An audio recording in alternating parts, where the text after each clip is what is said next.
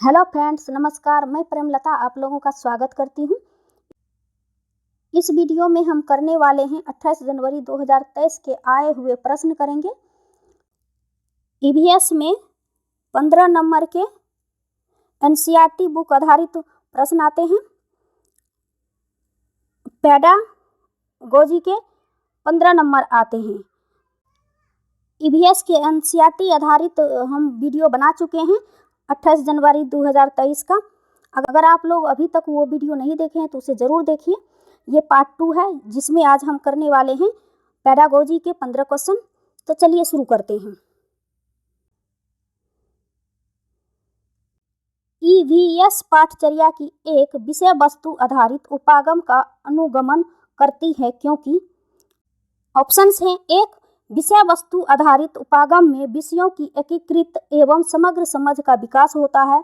2, विषय वस्तु आधारित उपागम से ईवीएस के विषयों की विशिष्ट समझ का विकास होता है।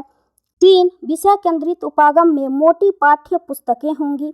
4, विषय वस्तु आधारित उपागम से एक शिक्षक सभी ईवीएस के विषयों को सरलता से पढ़ा लेता है। तो इसका सही आंसर हो जाएगा पहला ही ऑप्शन, विषय वस्तु आधारित उपागम से विषयों को एकीकृत समग्र समझ का विकास होता है। इसका पहला ही आंसर सही हो जाएगा। अगले ऑप्शन देख लेते हैं। विषय वस्तु आधारित उपागम से ईवीएस के विषयों को विशिष्ट समझ का विकास होता है। बी ऑप्शन गलत है। विषय केंद्रित उपागम में मोटी पाठ्य पुस्तकें होंगी, ये ऑप्शन गलत है। विषय वस्तु आधारित उपागम से एक शिक्षक सभी ईवीएस के विषयों को सरलता से पढ़ा लेता है, ये भी ऑप्शन गलत है। इसका सही आंसर हो जाएगा ऑप्शन ए। बढ़ते हैं अगले प्रश्न की ओर।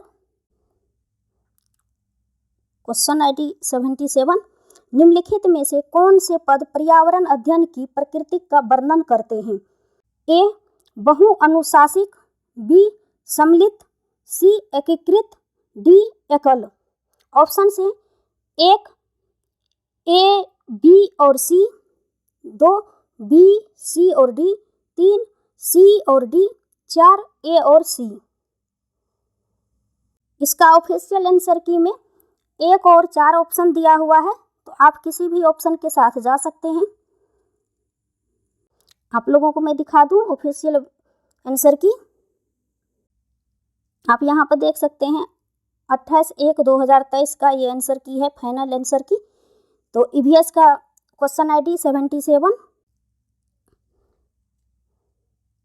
आप यहाँ पर देख सकते हैं ईवीएस का क्वेश्चन ID 77 का आंसर 1 और 4 ऑप्शन दिया हुआ है। 78 का भी 1 और 3 ऑप्शन दिया हुआ है। सही आंसर ऑप्शन ए के साथ जाएंगे तो इसका 2 आंसर दिया हुआ है आंसर की में। ऑप्शन ए भी दिया हुआ है, ऑप्शन 1 और ऑप्शन 4 दिया हुआ है।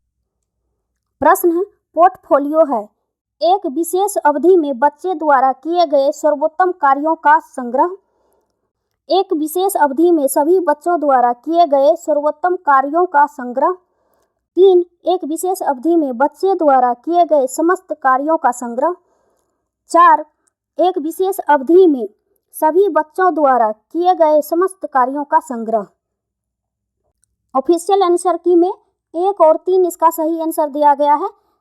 आप ऑप्शन ए के साथ भी जा सकते हैं, 3 के साथ भी जा सकते हैं। तो इसका सही आंसर हो जाएगा ऑप्शन 3, एक विशेष अवधि में बच्चों द्वारा किए गए समस्त कार्यों का संग्रह। बढ़ते हैं अगले प्रश्न की ओर। प्रश्न है, ईवीएस का पाठ्यक्रम संसार के बारे में बच्चे की समझ को धीरे धीरे बढ़ाता है, डैश से आरंभ करते हैं। ऑप्शंस हैं 1, परिवार, 2, स्वयं अपने आप, 3, आस पड़ोस, 4, देश। इसका सही आंसर हो जाएगा ऑप्शन बी, स्वयं अपने आप से आरंभ करते हैं। बढ़ते हैं अगले प्रश्न की ओर। प्रश्न है, ईवीएस पाठ्यचर्या के अनुसार बच्चों से यह अपेक्षा की जाती है कि ए, वे दैनिक जीवन से संबंधित विभिन्न विषयों पर अपने निकटतम परिवेश के बारे में अपने अनुभव द्वारा जानकारी प्राप्त करें। बी, वे निकटतम परिवेश के लिए प्राकृतिक नैर्गिस जिज्ञासा एवं सृजनात्मकता को पोषित करें। सी, वे निकटतम पर्यावरण के प्राकृतिक, भौतिक और मानव संसाधन के प्रति संवेदनशील का विकास करें। डी, वे पर्यावरण संरक्षण के लिए रैलियों और प्रदर्शनों का आयोजन करें। सही विकल्प है 1 ए और बी, 2 बी और सी, 3 ए, बी और सी, 4 सी और डी। वे दैनिक जीवन से संबंधित विभिन्न विषयों पर अपने निकटतम परिवेश के बारे में अनुभव द्वारा जानकारी प्राप्त कर सके। ये ऑप्शन सही है। वे निकटतम परिवेश के लिए प्राकृतिक नैर्गिक जिज्ञासा, सृजनात्मकता को पोषित करें। ये भी ऑप्शन सही है। वे निकटतम पर्यावरण में प्राकृतिक, भौतिक और मानव संसाधनों के प्रति संवेदनशील का विकास करें। ये भी ऑप्शन सही है। ऑप्शन डी में दिया गया है वे पर्यावरण संरक्षण के लिए रैलियों, प्रदर्शनों का आयोजन करें। ये ऑप्शन गलत है, तो डी ऑप्शन गलत है। जहां डी है वो काट दीजिए, ये ऑप्शन नहीं होगा। यहाँ सी नहीं है जबकि सी सही है, तो ये भी ऑप्शन कट गया। यहाँ ए नहीं है तो ये भी ऑप्शन कट गया। इसका सही आंसर हो जाएगा ऑप्शन नंबर सी। ए, बी और सी सही है। बढ़ते हैं अगले प्रश्न की ओर। निम्नलिखित में से पर्यावरण अध्ययन अधिगमकर्ता के लिए कौन से अनुभव महत्वपूर्ण हैं? ए, प्रासंगिक अनुभव, बी, आविष्कारक अनुभव, सी, वास्तविक जीवन अनुभव, डी, अनुरूपक अनुभव। ऑप्शन है 1 ए, बी और सी, 2 बी, सी और डी, 3 सी, डी और ए, 4 डी, ए और बी। इसमें ए भी सही है, बी भी सही है, सी भी सही है और डी भी सही है, लेकिन ऑप्शन में जो है ये ऑप्शन दिया हुआ नहीं है। तो ऑफिशियल आंसर की में इसका 9 आंसर माना है, तो इसका मतलब ये हुआ कि सभी को इसका नंबर दे दिया गया। जिसका भी एग्ज़ाम 28/1/2023 को हुआ था मॉर्निंग शिफ्ट में, उसको इस क्वेश्चन के लिए 1 नंबर दे दिया गया था। तो बढ़ते हैं अगले प्रश्न की ओर। प्रश्न है ईवीएस के संबंध में निम्नलिखित में से कौन सा कथन सत्य है? ए, ईवीएस को ग्रेड 3 से 5 तक पढ़ाया जाता है। बी, ग्रेड 1 और 2 में ईवीएस के कौशल, गणित और भाषा के पाठ्यक्रम में अंतर्निहित हैं। सी, ईवीएस का एनसीईआरटी पाठ्यचर्या विषय को उनके संभावित कनेक्शन के साथ विषयों और उप विषयों में वर्गीकृत करता है। डी, ईवीएस पाठ्यचर्या विद्यार्थियों को पर्यावरण की समग्र रूप से सराहना करने और विषयों को विज्ञान और सामाजिक विज्ञान में विभाजित करने में सक्षम बनाता है। ऑप्शंस हैं 1 ए, बी और डी सही है, 2 बी, सी और डी सही है, 3 ए, बी और सी सही है, 4 ए और बी सही है। ए में दिया गया है ईवीएस को ग्रेड 3 से 5 तक पढ़ाया जाता है, ये ऑप्शन सही है। बी, ग्रेड 1 और 2 में ईवीएस के कौशल, गणित और भाषा के पाठ्यक्रम में अंतर्निहित है, ये भी ऑप्शन सही है।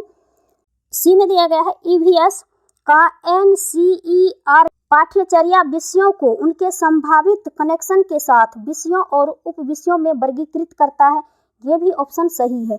डी में दिया गया है ईवीएस पाठ्यचर्या विद्यार्थियों को पर्यावरण की समग्र रूप से सराहना करने और विषयों को विज्ञान और सामाजिक विज्ञान में विभाजित करने में सक्षम है। तो डी ऑप्शन गलत है, तो जहाँ जहाँ डी है वो ऑप्शन काट दीजिए। यहाँ भी डी है, यहाँ भी डी है, हमें ए, बी और सी सही है, तो यहाँ पर सी नहीं दिया हुआ है तो ये कट गया। इसका सही आंसर हो जाएगा ऑप्शन सी, ए, बी और सी सही है। बढ़ते हैं अगले प्रश्न की ओर। प्रश्न है पर्यावरण के मुद्दों को समझने के लिए ईवीएस पढ़ाने वाले शिक्षक को विद्यार्थियों में कौन सा परिप्रेक्ष्य विकसित करने की आवश्यकता है? ऑप्शन है 1 बहुविषयक परिप्रेक्ष्य, 2 अनुशासनात्मक परिप्रेक्ष्य, 3 वैश्विक परिप्रेक्ष्य। 4 पर्यावरण का संरक्षण और सुरक्षा। इसका सही आंसर हो जाएगा ऑप्शन ए बहुविषयक परिप्रेक्ष्य। पर्यावरण के मुद्दों को समझाने के लिए ईवीएस पढ़ाने वाले शिक्षक को विद्यार्थियों में बहुविषयक परिप्रेक्ष्य विकसित करने की आवश्यकता है। तो यहाँ पर अनुशासन आ गया है, तो ये अपने आप में गलत है। वैश्विक परिप्रेक्ष्य, ये भी ऑप्शन गलत है। पर्यावरण का संरक्षण और सुरक्षा, ये भी ऑप्शन गलत है। इसका सही आंसर हो जाएगा ऑप्शन 1। बढ़ते हैं अगले प्रश्न की ओर। प्रश्न है, निम्नलिखित में से कौन सी पर्यावरण अध्ययन में अवलोकन गतिविधियों की उपयुक्त व्याख्या है? ए बच्चों को समानताएं देखने में सक्षम बनाना जिससे बच्चों के सीखने का विस्तार हो। बी बच्चों को अंतर देखने में सक्षम बनाना जिससे बच्चों के सीखने का विस्तार हो। सी बच्चों को सूचनाएं प्राप्त करने में सक्षम बनाना जिससे बच्चों को सीखने का विस्तार हो। डी बच्चों की स्वाभाविक जिज्ञासा का पोषण करना जिससे बच्चों के सीखने का विस्तार हो। ऑप्शन से 1 ए और बी, 2 बी और सी, 3 सी और डी, 4 ए और सी। देखते हैं कौन सा ऑप्शन सही है। ए में दिया गया है बच्चों को समानताएं देखने में सक्षम बनाना जिससे बच्चे के सीखने का विस्तार हो, ये ऑप्शन गलत है।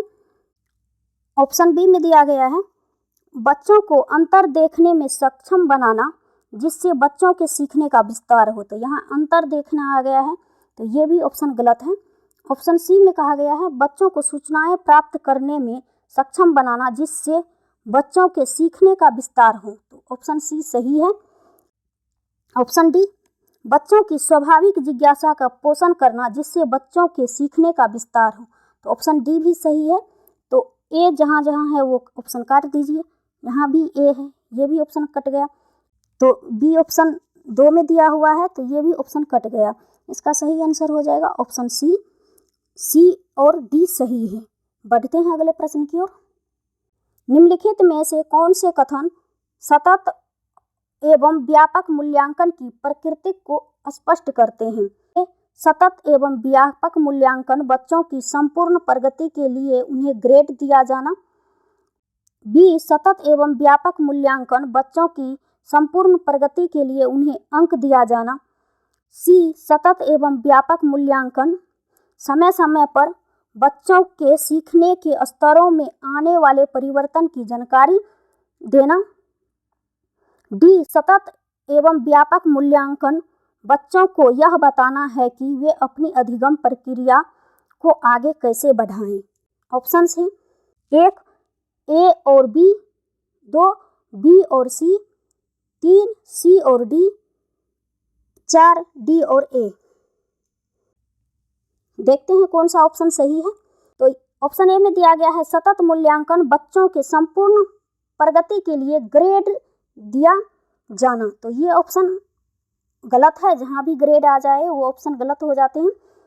सतत एवं व्यापक मूल्यांकन बच्चों की संपूर्ण प्रगति के लिए अंक दिया जाना है, तो ये भी ऑप्शन गलत है।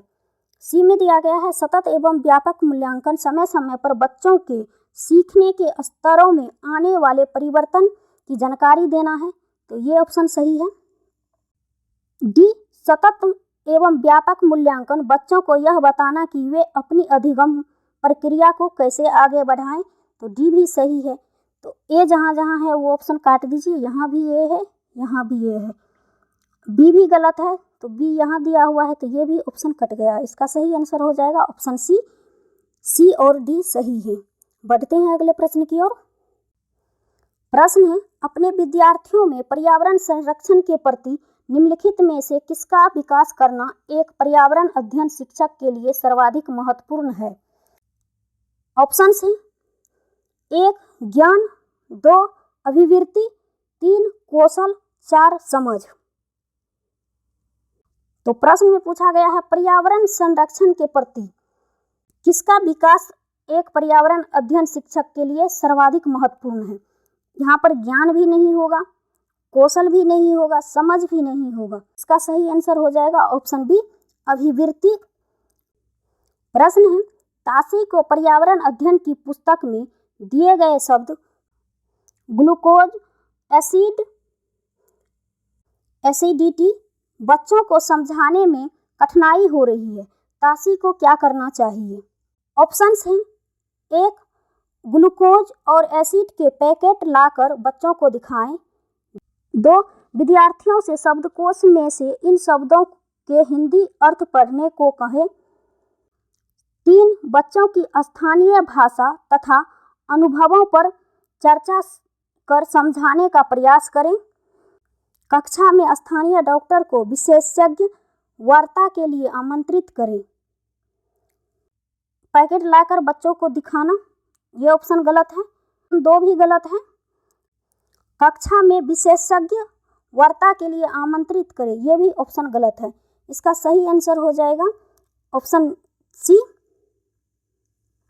बच्चों की स्थानीय भाषा तथा अनुभव पर चर्चा कर समझाने का प्रयास करें। प्रश्न है, पर्यावरण अध्ययन अधिगम के निम्नलिखित स्वरूपों में से किन स्वरूपों के बारे में है? ए. तथ्यात्मक, बी. अनुभवात्मक, सी. प्रयोगात्मक। 1. ए और बी, 2. बी और सी, 3. बी और सी, 4. ए और डी।